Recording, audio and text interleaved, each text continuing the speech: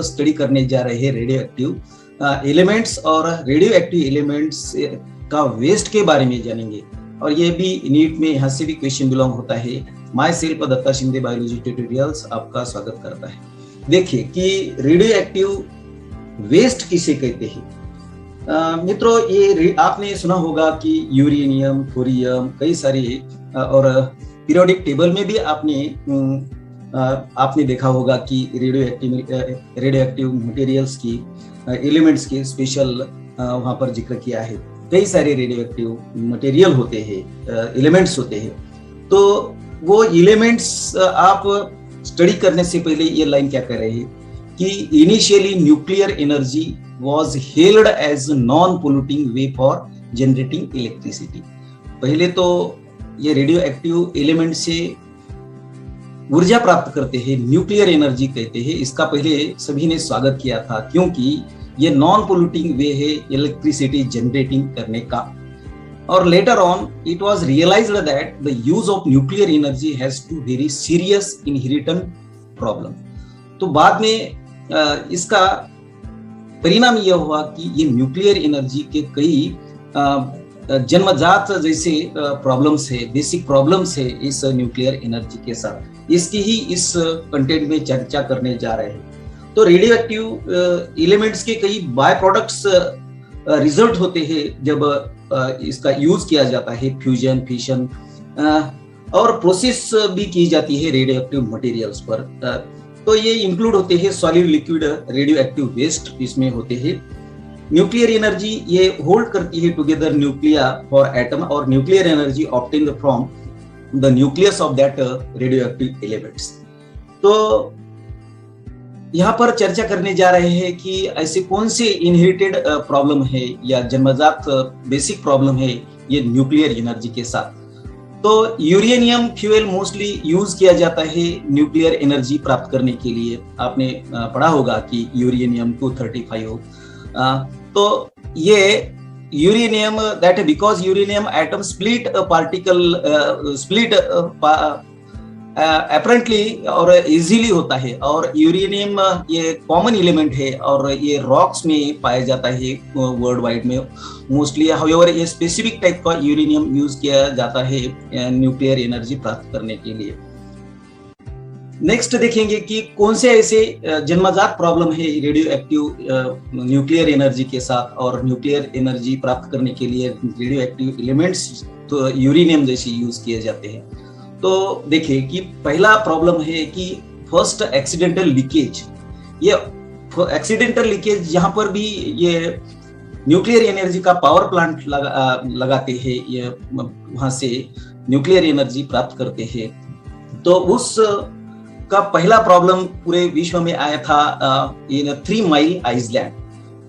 प्यारे दोस्तों, ये 3 miles island nuclear power plant America में था, यूएस में था। और वहां पर जब एनर्जी का एक्सट्रैक्ट किया था तो कई उस प्लांट में जो भी इक्विपमेंट होते हैं और उस इक्विपमेंट का फेलियर हुआ था। तो वहां से ये रेडियो एक्टिव वेस्ट ये लीकेज हुआ था।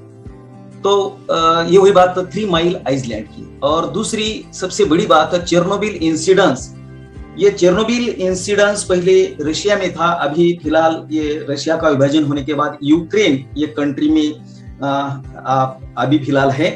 और इसका एक्सीडेंट भी हुआ था अप्रैल 26, 1986 में। कई सारे वर्कर्स वहां उस फ्लावर प्लांट में मारे गए थे और कई नियर अबाउट 4000 पीपल ये डाइड हुए थे। और ये न्यूक्लियर की ऐसी कौन सी रेडियो एक्टिव मटेरियल की हैसियत है। प्यारे दोस्तों, ये रेडियो एक्टिव एलिमेंट्स कई सारे प्रॉब्लम क्रिएट करते हैं ऑर्गेनिज्म पर और नेचर पर। आगे देखते हैं कि ये इसका दूसरा प्रॉब्लम है। दूसरे प्रॉब्लम की बात की, पहला तो एक्सीडेंटल लीकेज है, दूसरा है न्यूक्लियर वेस्ट का सेफ डिस्पोजल। ये रेडियो एक्टिव वेस्ट का सेफ डिस्पोजल होना, यही 2 प्रॉब्लम इस रेडियो एक्टिव इलेक्ट्रिसिटी जो भी प्राप्त की जाती है उससे है। तो यहाँ पर इस पिक्चर में देखिए कि 3 mile island nuclear generating station आपको दिखाई दे रहा है। और दूसरे पिक्चर में चेरनोबिल, ये बिफोर का पिक्चर आपको दिखाई दे रहा है और ये आफ्टर ये एक्सीडेंट होने के बाद का ये पिक्चर आपको दिखाई दे रहा है।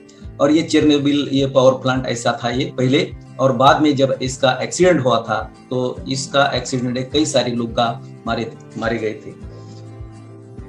ये बाद में देखते हैं कि रेडिएशन जो भी वहाँ न्यूक्लियर वेस्ट से निकलते हैं, यूरेनियम जो भी यूज किया जाता है वहां से कई रेडिएशन निकलते हैं, और ये रेडिएशन ये न्यूक्लियर वेस्ट से ये प्रोड्यूस होते हैं, एक्सट्रीमली ये डैमेज करते हैं ऑर्गेनिजम्स को, प्लांट्स और एनिमल्स को, because it causes mutations at a very high rate.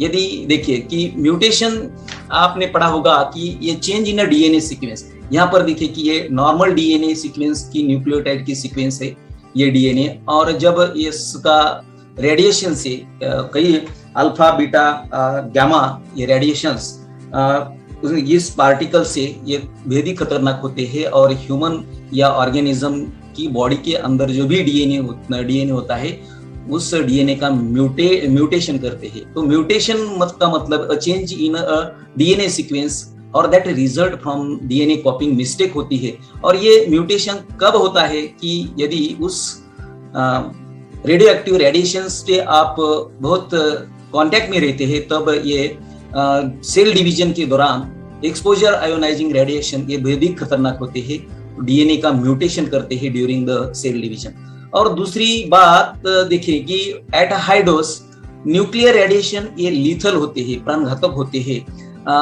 But at lower doses क्या होता है कि it create a various disorder, कई ह्यूमन में, प्लांट्स में और एनिमल्स में डिसऑर्डर पैदा करते हैं, और the most frequent being a cancer जैसी, और कई कार्डियोवैस्कुलर डिसीज भी होते हैं।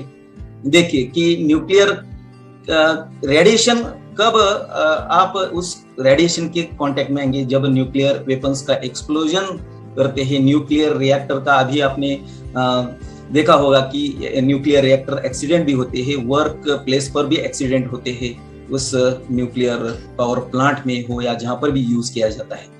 Therefore, nuclear waste is extremely potent pollutant, यानी कि परमाणु न्यूक्लियर वेस्ट जो अत्यंत शक्तिशाली ये पावरफुल पोटेंट पोल्यूटेंट है, प्रदूषक है, और इससे अत्यधिक and has to be dealt with utmost caution, यानी कि इससे अत्यधिक सावधानी से निपटा जाना चाहिए। तो यदि हाई डोज एक्सीडेंट होता है तो इंडस्ट्री से तो लॉन्ग टर्म हेल्थ इफेक्ट्स होते हैं, कैंसर जैसे, कार्डियोवैस्कुलर डिसीज जैसे, और कई मेडिकल डायग्नोसिस में भी इसका यूज किया जाता है, वहां पर भी ये हॉस्पिटल वेस्ट से भी ये न्यूक्लियर रेडियो एक्टिव एलिमेंट्स के रेडिएशन निकलते हैं। नेक्स्ट बात करते हैं प्यारे दोस्तों की कई यहाँ पर रिकमेंडेशन किए हैं कि न्यूक्लियर वेस्ट का स्टोरेज कैसा करना चाहिए। तो सबसे पहले देखेंगे कि स्टोरेज की जब बात करते हैं तो आफ्टर सफिशिएंट प्री ट्रीटमेंट, यदि आप nuclear radio active elements use करते हैं तो उसकी रेडिएशन से बचने से पहले उस न्यूक्लियर एलिमेंट पर वेस्ट पर प्री ट्रीटमेंट करना चाहिए। तो रेडियो एक्टिव वेस्ट प्रोसेस कैसे किया जाता है? प्री ट्रीटमेंट में रेडियो एक्टिव कंटेंट का, रेडियो एक्टिव मटेरियल का कलेक्शन किया जाता है, सेग्रीगेशन किया जाता है, केमिकल एडजस्टमेंट की जाती है और डिकॉन्टेमिनेशन भी किया जाता है। तो प्री ट्रीटमेंट करना जरूरी होता है। और ये हुई बात प्री ट्रीटमेंट की। और प्री ट्रीटमेंट के बाद सुटेबली उस रेडियो एक्टिव वेस्ट को शील्ड कंटेनर में बरीड किया जाना चाहिए। और कहां पर बरीड करना चाहिए? तो यहाँ पर देखिए कि within the rocks about 500 metre deep below the earth surface, 500 metre below the earth surface ये कंटेनर में भर के इन्हें गाड़ा दिया जाता है 500 मीटर डीप अर्थ सरफेस के अंदर डीप में। और however this method disposal meeting stiff opposition from the public. तो देखिए कि कई लोगों की जो भी पब्लिक होती है तो उन्होंने कड़े विरोध किया है कि परमाणु या न्यूक्लियर वेस्ट अत्यंत शक्तिशाली पोटेंट पोल्यूटेंट है।